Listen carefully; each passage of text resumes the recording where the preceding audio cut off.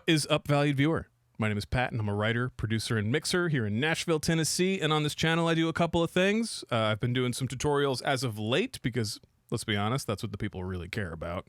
And I also do a series that people don't care about called Song Surgery, where I break down songs that I was a part of as a writer, producer, or mixer, or all three. And that's what we're doing today. This song is called Love Me to Pieces. It is by my artist Faith Schuler and my homie Levi Hummon. We wrote it together, the three of us, and let's just get right into the chorus. Why don't you give it a listen, and then we'll start talking about the song. I let you love me to pieces. Now I'm picking them up, babe. All of your reasons, they're never enough. Got a heart like glass and it's shattered on the floor, and I'm putting it back, but part of me still wants you to love me to pieces. Love me to pieces.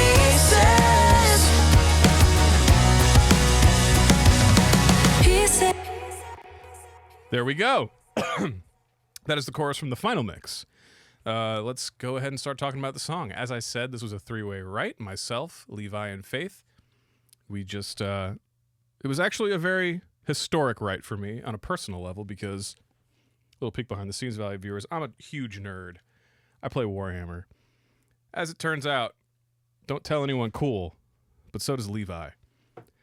Faith inadvertently set up this write and started a bromance that will last the ages around Warhammer, and it's really fun when music and things outside of music intersect and can forge friendships. Really great stuff. So anyways, there was a huge sidebar about Warhammer during this writing session, but Levi brought in a pretty much, I don't want to say completely finished idea, but he brought in a chorus, and so the three of us sat down, immediately got off to the races. He showed me his chords, and I started cooking. We were going for something kind of high energy, a love song, a duet, but not like a sappy one. So that's kind of how we ended up chasing that sound. What I would like to do is show you my demo, The End of Day, and then we're going to start talking about what changed from the demo to the final. So let's start from the intro, and then we'll listen through the first chorus.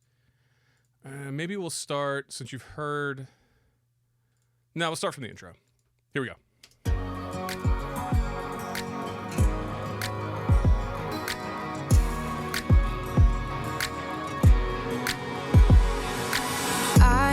Was a different kind of person before you left me, worse than you found me at the bar and kissed me in the dark. Life, it wasn't such a puzzle, wasn't getting me in trouble, showing up to parties where you're at. And I wanna be on the side of the party you're not. Want you to see me rocking this dress, want you to know you're the one who got us in this mess. You love me to pieces. Now I'm picking them up, babe. All of your reasons, they're never enough. Got a heart like glass and it's shattered on the floor, and I'm putting it back, but part of me still wants you to love me to pieces. So yeah, there's the demo. It's truly not a ton changed from the demo to the final. In fact, we kept the vocals from the writing session, the vocals that you just heard there, and let's listen to Levi's verse a little bit too. There's not a day that goes by that I don't second guess my decisions, 'cause I'm scared of commitment. And you make moving on look easy. Don't know if you're just acting like it doesn't hurt, 'cause that would make it worse. I wanna be on the side of the party you're not, 'cause every time I see you rocking that dress, I can't help it, my jaw just drops. Know how to make that mess. Fun shit, man. Yeah, so that's their demo vocals, and they are the same vocals that make it to the final. I programmed drums because, you know, when you're in a writing session, you can't just call up someone and be like, come set up a whole drum kit and let's record the whole thing. So fuck it, we programmed. And then I brought in, after this demo also has my buddy Warren Garrett on it, and the final has Warren Garrett on it. He played some acoustic guitars for me. All the electrics and things like that, I just kind of bang them out real quick, because when you're going for that pop punk sort of vibe, it's pretty easy to just kind of bang on some power chords, throw some effects on shit, and call it a day. So, now that we've heard the demo, let's listen again from the intro, see what changed. We also added live drums from Kip Allen, fantastic drummer here in Nashville. If you need drums, hit him up. He's One of many, many, many great guys out here. So let's listen to, I sound like fucking Trump. Let's listen to the intro again.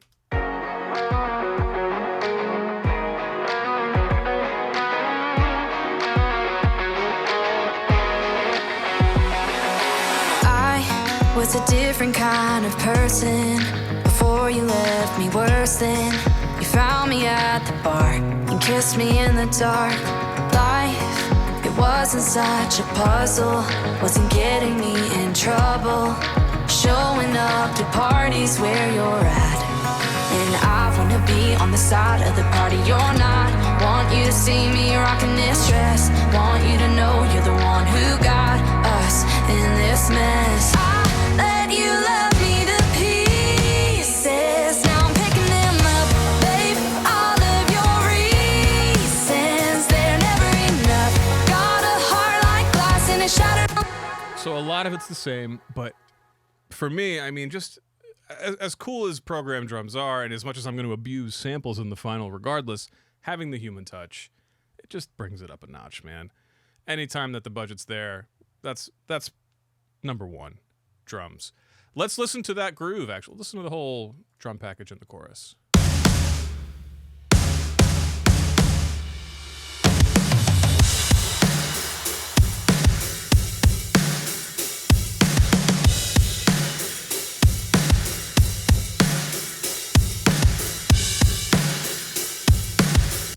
Kip, being a professional, sends everything. He edited it. It was nice and good to go. I believe he sent it to me edited. I don't think I did anything to them. His performance was great out of the gate, aligned. And what did I end up doing? I mean, just the normal shit. I aligned my phase.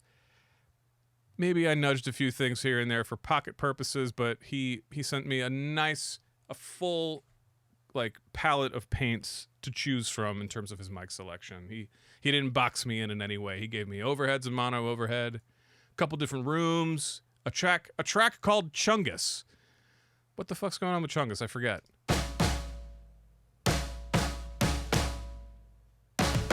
Just a crushed mono. And then after Chungus, of course, is Hot Tato. Everyone knows Hot Tato technique. Ooh. Another driven, super gated, and then a crush.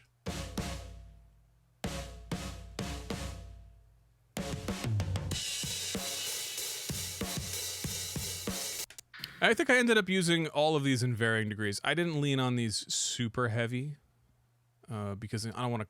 I guess for me, when I was mixing, I probably didn't want to cloud the mono channel too much, but I mean, he sent me some great stuff. Let's listen to a few other tracks here. Ambient mics.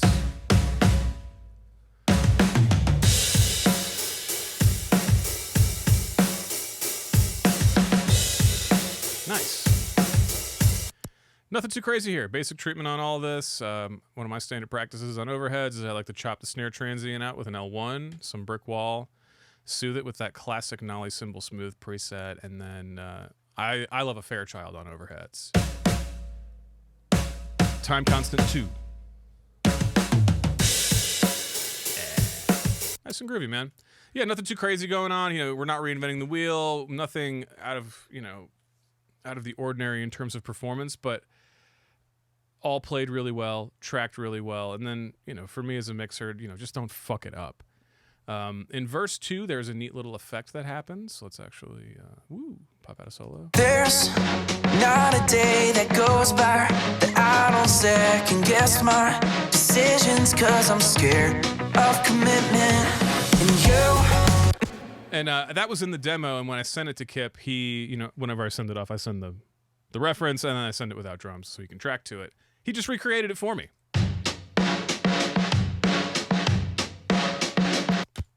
Probably just some devil lock, some EQ, nice and simple. Just took a print of his drums and did that. Super helpful, super nice. I didn't have to do anything. I love that. Hire great people.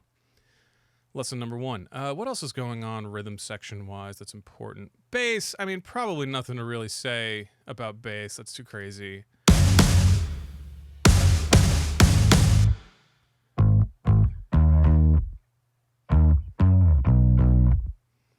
Looks like a split. basically, oh, there's auto-tune on it. I must have been playing out of tune. Yeah, just a split technique here on the bass. Some really subby. Something a little more clangy.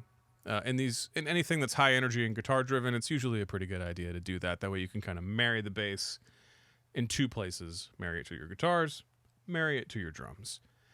Guitars.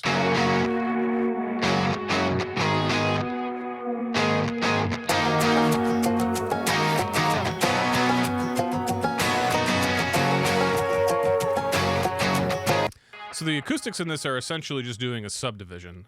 Back up, functioning as a shaker, and then the guitars are doing stabs, and we have a few other elements kind of just doing country bullshit.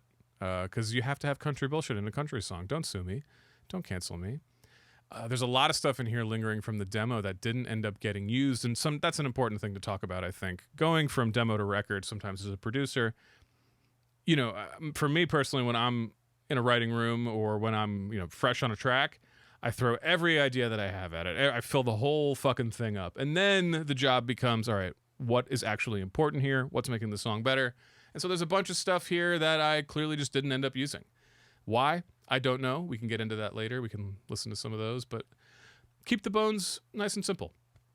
It's all about the vocal anyway, especially in country. Nobody cares about what you're doing in your track. You should consider yourself lucky to be making a track for artists. Keys. Not a goddamn thing. Okay, cool. Oh, just a pluck doing the chords. Yep. Little eighth note pluck with guitars.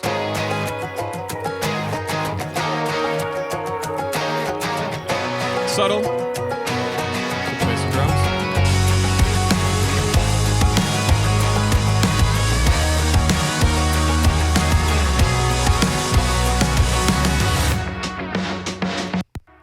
Nothing too crazy to talk about there, man. I don't even know, did I play these? Yeah, it looks like I did. I had to freeze a lot of this because this was initially made on my old computer.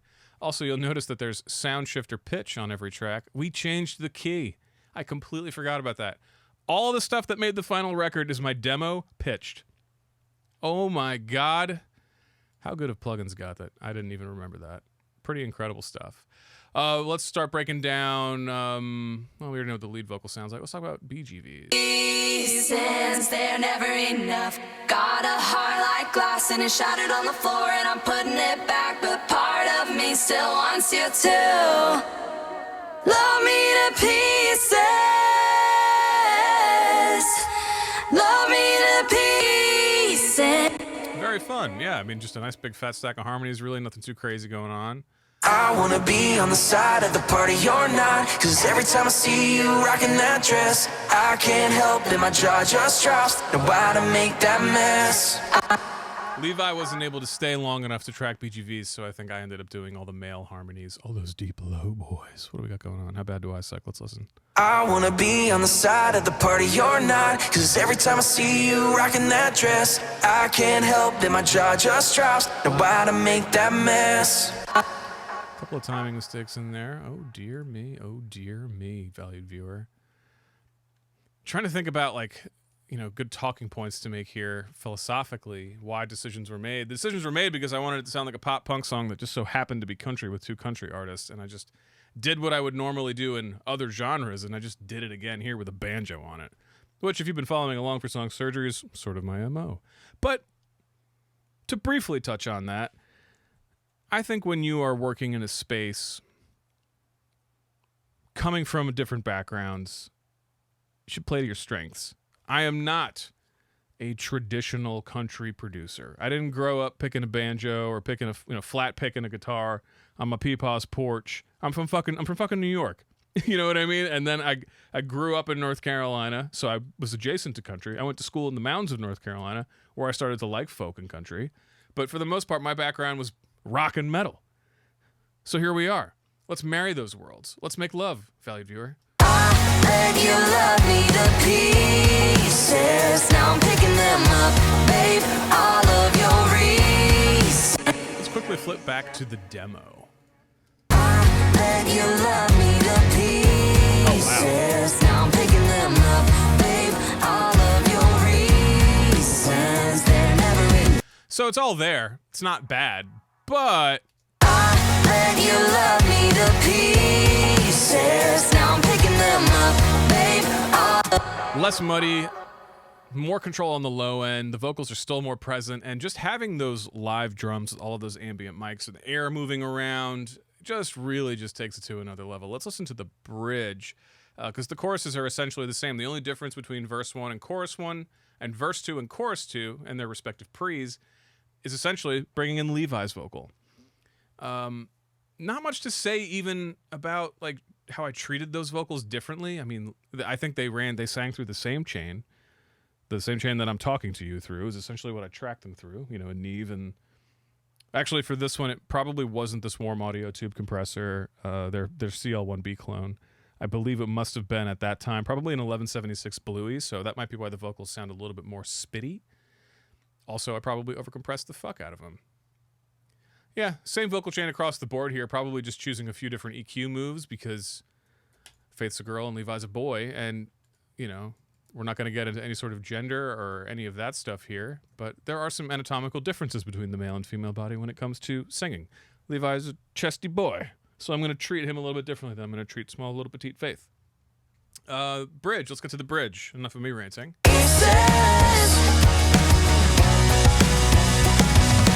Pieces of me, reminders that we had something somewhere between love and where we are right now. Pieces of me, reminders that we have something somewhere between love and where we are right. I let you love me to pieces. Now I'm picking them up. That was cool. I forgot about that. So yeah, the bridge, the whole song's been ba ba ba ba ba ba. So I decided, in my infinite, apparently wisdom, you could say, or my infinite making shit up as I go, for the bridge, let's bring it back to halftime. Pieces of me, reminders that we had something somewhere between love Nice and and pocketed where we snare. are right now. Pieces of Neither country nor rock, perhaps pop or R&B, but whatever, man. If we're already genre blending and we're already taking some risks, let's just keep doubling down on the risks. It sets us up to do something cool with these cool vocals. that we have something somewhere between love and where we are right. I let you love me. Yeah, that was fun. That was really fun. Essentially, instead of having them hold that no as like a lead vocal, I just took them, affected them, and just put them off to the sides. One for Faith, one for Levi.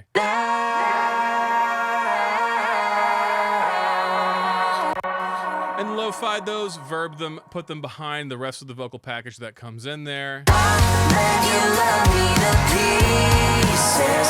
Now I'm picking them up, babe. All of your reasons, they're never enough. Got a heart like glass and it's shattered on the floor, and I'm putting it back, but I let you. And I don't think that anything really changes arrangement-wise here. I mean, the main drama of that whole sequence is what's going on with the BGVs. Sometimes it's more fun to do the change that way. It doesn't always need to be some grand instrumental shift or stacking the already very full arrangement any further. Just let the vocals be different. Let the vocals be cool. We have the same package here. It looks like chorus 1 is like one less thing, and then the rest of it is still that same rhythm package. There's something muted here. What was this, valued viewers? Let's find out. I think that's supposed to be Archetype Rebea. Not a DI.